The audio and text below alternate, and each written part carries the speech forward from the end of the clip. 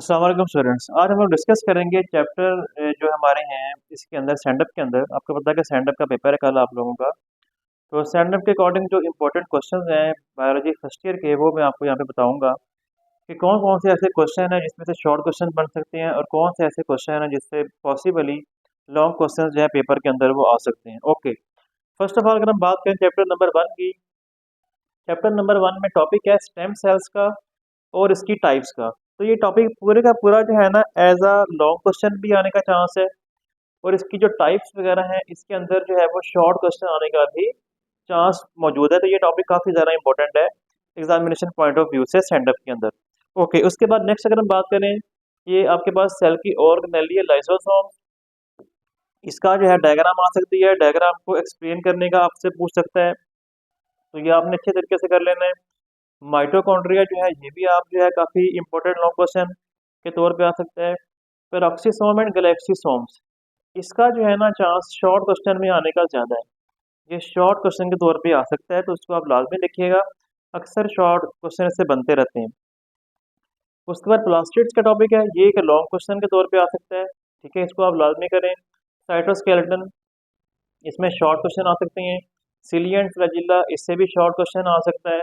ठीक है, क्रोमोसोम्स जो है इससे भी शॉर्ट क्वेश्चन बन सकते हैं। न्यूक्लियस जो है as a whole long question के तौर पे पेपर में आ सकता है।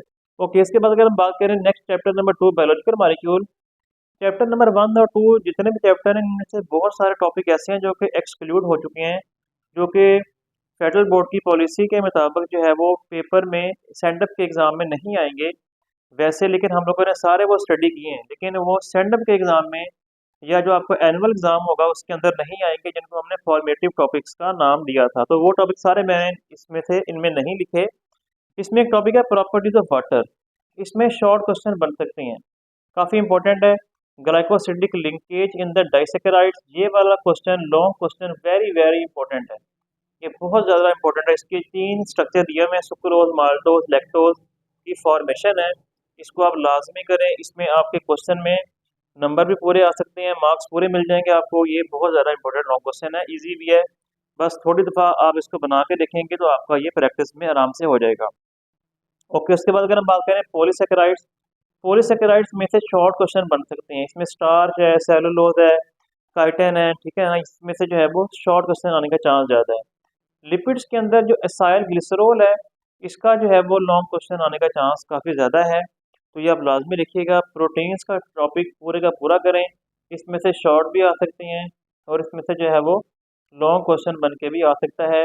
इसमें स्ट्रक्चर ऑफ प्रोटीन है, उसमें प्रोटीन के 4 स्ट्रक्चर हैं, वो एक लॉन्ग क्वेश्चन आ सकता है।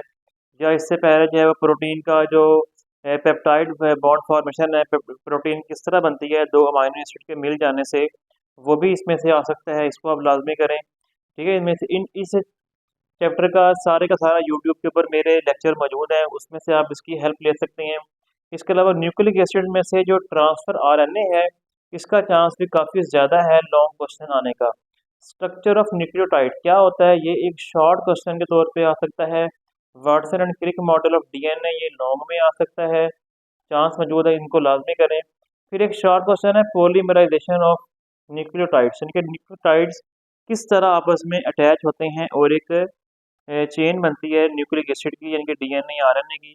तो ये भी एक काफ़ी इंपॉर्टेंट शॉर्ट क्वेश्चन है। तो चैप्टर नंबर 2 से ये वाले आप लाजमी करें। ओके, इसके बाद अगर हम बात करें चैप्टर नंबर 3 इंजाइम्स की, इसमें टाइप्स ऑफ कोफैक्टर, ये हमारे पास एक शॉर्ट क्वेश्चन के तौर पे आ सकता है। ठीक हो गया। Holo enzyme, apo enzyme, short question आ सकता है। Regulatory and non regulatory enzyme, short question. Chapter number 3 वैसे बेहतर तो ये कि आप कंप्लीट ही कर लें, क्योंकि ये चैप्टर काफ़ी इंपॉर्टेंट है ना ये वाला। इसमें जो है वो factor affecting the rate of enzyme action, इसके जो ग्राफ हैं इन ग्राफ्स को आप लाजमी करें। ये इन ग्राफ्स की शॉर्ट में या लॉन्ग में एक्सप्लेनेशन आ सकती है, ग्राफ बना हुआ आ सकता है। आपने उस ग्राफ को देखते हुए वो आपसे पूछ सकते हैं कि जी बताएं कि जी इस ग्राफ के अकॉर्डिंग जो है इस टॉपिक में इस ग्राफ के अकॉर्डिंग जो है यहाँ पे इंजाइम किस तरह इंजाइम की वर्किंग पे इफेक्ट हो रहा है। तो ये आपने लाजमी ग्राफ को देखना है। नॉन कम्पिटिटिव इनहिबिशन, ये भी एक इम्पोर्टेंट शॉर्ट लॉन्ग क्वेश्चन आ सकता है। Classification of enzyme based upon the reaction type, इनके रिएक्शन की बेस पे जो आपको सिक्स कैटेगरीज दी गई हैं एंजाइम्स की, वो आप लाजमी करें। ये एक वेरी इंपॉर्टेंट लॉन्ग क्वेश्चन है एंजाइम वाला। ठीक हो गया। चैप्टर 4 बायोएनर्जेटिक्स, इसमें बहुत सारे चैप्टर एंड वाले टॉपिक सारे काट दिए हैं उसने, तो लिहाजा ये वाले आप इनमें से बहुत ज़्यादा चांस है। इसमें क्लोरोफिल का स्ट्रक्चर लॉन्ग क्वेश्चन बन सकता है, लेकिन इसका चांस कम है, अभी तक ये लॉन्ग में नहीं आया, अभी तक ये चांस कम है। Role of water in the photosynthesis, इसमें नाइल हाइपोथेसिस, ये शॉर्ट क्वेश्चन आ सकता है, इसका नील हाइपोथेसिस है, इसका शॉर्ट आ सकता है। अरेंजमेंट ऑफ फोटो सिस्टम, ये एक शॉर्ट क्वेश्चन आ चुका है पहले भी, ये भी अब आने का चांस है।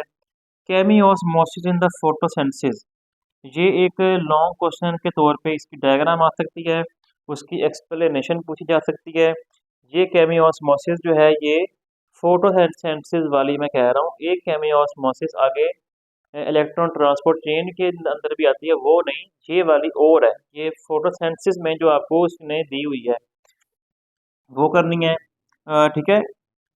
ये लाइट रिएक्शन वेरी इंपॉर्टेंट है। लाइट रिएक्शन बिल्कुल इजी है, इसमें प्रोटीन्स के चंद नाम आपने याद कर लेने हैं, और इसमें जो है वो लाइट रिएक्शन के अंदर ये लिखा है ना, यही आता है, ये नॉन साइक्लिक फोटो फास्फोरिलेशन आता है, ये अलग से भी लॉन्ग आ सकता है, non cyclic photo phosphorylation. Cyclic phosphorylation में से शॉर्ट क्वेश्चन आ सकता है कि जिस तरह वो पूछ सकता है कि जी एटीपी जो है वो साइक्लिक ये जो सॉरी जो इलेक्ट्रॉन है ये साइक्लिक फ्लो में क्यों आता है।